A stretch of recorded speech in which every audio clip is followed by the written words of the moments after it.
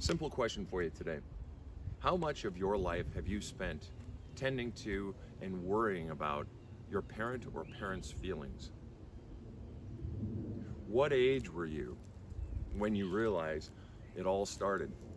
When the house was about, maybe you had a moody mother and it was always about what her feelings were.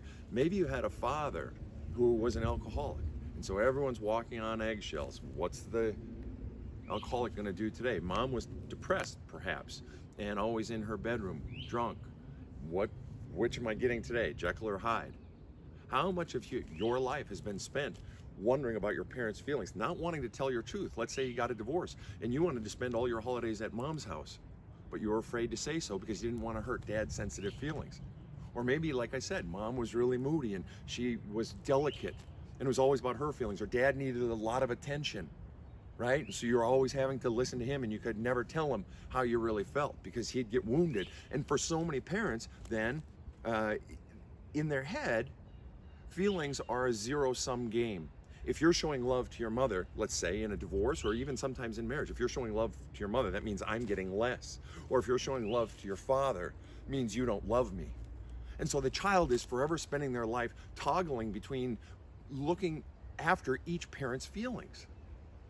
And where this is problematic, the reason this is problematic is because the underlying message it sends to the child. And this is powerful shit, so stay with me here. The underlying message that it sends to the child is that your feelings are secondary. Mother's feelings or father's feelings are primary. And so you're never able to tell your own truth and live what your real feelings are, what your passions are, what you really want to do, who you really want to be with today. So it's always been about your parents' feelings. That's the powerful shit. The message that gets conveyed to the child is who you really are doesn't matter. So much of the child's existence then gets wrapped up in the parents' feelings, and that shit doesn't end at adulthood. That doesn't end by saying, oh, just get over it. You don't just get over this shit. That message gets pressed into the wet cement of the child's soul, and it hardens and calcifies, and people come to me. Extremely successful people, extremely poor people, all walks of life come to me in their 40s, 50s, 60s.